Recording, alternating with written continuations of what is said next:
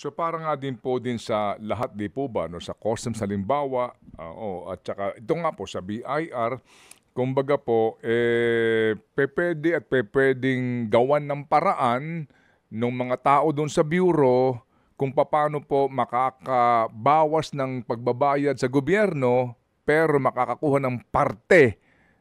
Yung taga-bureau doon sa dapat ngang ibinabayad sa gobyerno. Basically po, corruption pa din. I think yun naman talaga yung problema kung paano, sa totoo lang hindi natin maaalis yung corruption kasi tao yung nag-ahawak eh. Pero dapat ma-minimize yan, no? At kung may corruption nakita, di syempre dapat hindi tayo konsentidor, no? Dapat you should kailangan maintindihan ng tao lahat na action niya may karampatang reward kung tama siya. Kung may karampatang punishment kung mali yung ginagawa niya.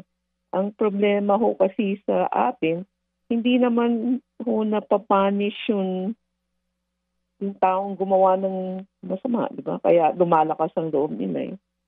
So yung failure across lahat ng sistema. Kasi maski magpapile ka ng kaso, hindi naman makukonvict. So Opo. Sige. So yun yung Opo, sige po. So Ma'am Commissioner, dito po sa ginagawa ngayon na audit, no, ng BIR sa mga kontratista, pati yung hindi daw nando sa top 15. Opo, ito yung audit na ginagawa nila. Pwede rin pong maging pagkakataon para ang taga-BIR i-audit mismo yung taga-BIR sa bawat mga distrito kung ginawa ba nila yung tamang pagbabantay at trabaho doon sa mga kontraktor. Yeah, pwede. Ito rin yung opportunity na matingnan bakit nyo hindi nakikita ito. No?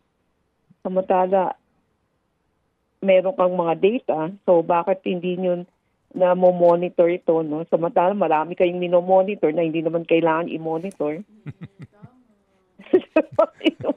Tapos sa customs sa LTO, yun na hindi ko maintindihan. Kasi hindi naman dapat pwedeng i-register yung kotse kung wala kayong pinipresent na ATRIG.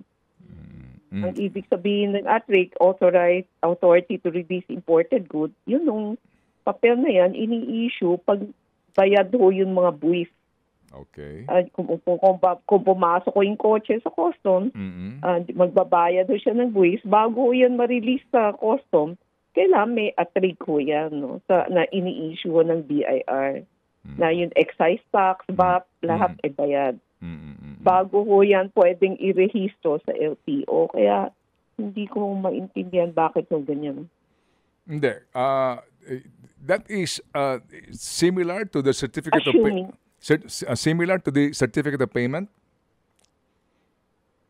After you do a certificate, kasi yung importation ng kotse, sa totoo lang, yung mga buwis na yan is kailangan bayaran mo sa BIR. Kaya lang, ang custom ang nangongolekta para sa BIR. Ang process doon is bago yan i-release ng custom, kailangan meron papeles mula sa BIR na ang tawag natin doon sa papeles na yan is ATRIG. It's also electronic, no, na pinapadala sa custom na sinasabi. Yung binigay niyo sa amin na papeles na sinabi niya nagbayad siya ng excise na ganito at VAT na ganito, tama. So pwede mo na ngayon i-release sa custom yung kotse na yan. Okay. And then kung wala kang ATRIG, hindi mo pwede i-release. Kung i-release mo, ibig sabihin smuggled yan. Mga kapatid, brothers and sisters, saan ka pa? Dito na tayo sa totoo. Dito na tayo sa True FM. Mga kapatid, mag-subscribe and follow po kayo sa social media accounts ng True Network PH. Yan po kami. Hanapin nyo lang True Network PH, Facebook, Instagram, YouTube, TikTok, and podcast.